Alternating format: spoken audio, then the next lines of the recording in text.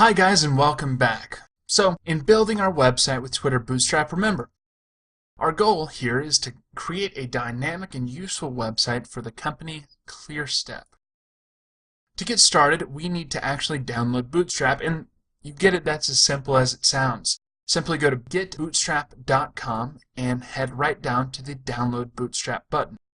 For a moment though, we should note that you can always go to the Customize feature featured within Twitter Bootstrap, the website, and you can customize the entirety of the script using their online graphical user interface to your needs. But in this case, we're actually going to do most of the customizing ourselves using the less pre-processing language. But first, let's go over to just the plain Bootstrap homepage and download Twitter Bootstrap. As you can see, it's a pretty light download. We'll simply drag that on over to our desktop and unpack it. Okay, let's see what we have in here. Looks like we have a Bootstrap master folder, including several packages. So what this is actually the whole of Twitter Bootstrap, including all the documentation. Now, we don't really need that. In fact, let's just take a few of these. We're going to grab the less files, and we're going to grab under distribution, we're going to grab the JavaScript files. So JS, we should find Bootstrap and bootstrap.min. Now that has all of the Bootstrap JavaScript functions that you'll need. So we'll go to the distribution files and simply extract the JavaScript. Once we have those, we can get started with building out the folder structure for our website, ClearStep. Now, for any front-end design and development that I do, I like to start with something rather solid. And my favorite tool to start with is a little tool called HTML5 Boilerplate. You can go there by going to html5boilerplate.com. Once you're here, this should be rather familiar. We can get a custom build or just download it plain. For instance, our custom build, we can make sure it has all of the things that we need. We can download something preloaded with Bootstrap, but that comes with more hard-coded Bootstrap CSS and is not necessarily what we're needing right off the bat. For now, we'll just start with the classic HTML5 boilerplate.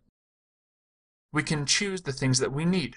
For instance, we can have no template whatsoever since we're going to be using our own template structure. We do want Modernizer, and we do want minified jQuery, just to be safe.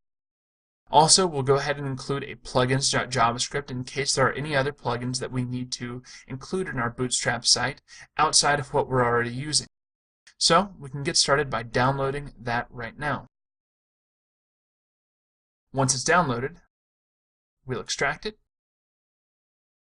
grab all of our files. So I'm going to create a new folder on our desktop called ClearStep. Now that I have that, I'm going to extract all of our files out to the primary folder.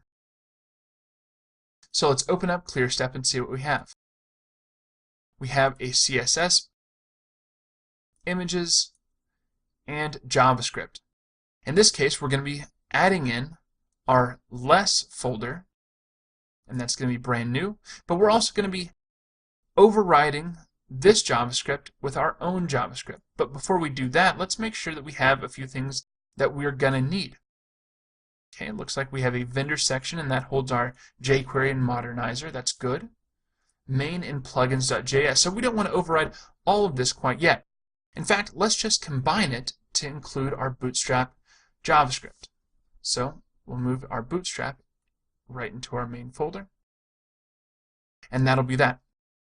So now we have successfully downloaded HTML5 boilerplate and connected the Bootstrap files that we're going to need with our primary folder. So let's launch our index.html and see what we have. There we go. Hello world, this is HTML5 boilerplate. And you'll notice that this is not at all styled yet by CSS or by the Bootstrap framework. We're going to correct that in our very next video when I'll show you how to integrate the Twitter Bootstrap and bring in the hooks for all of our scripts and all of our JavaScript into our main file.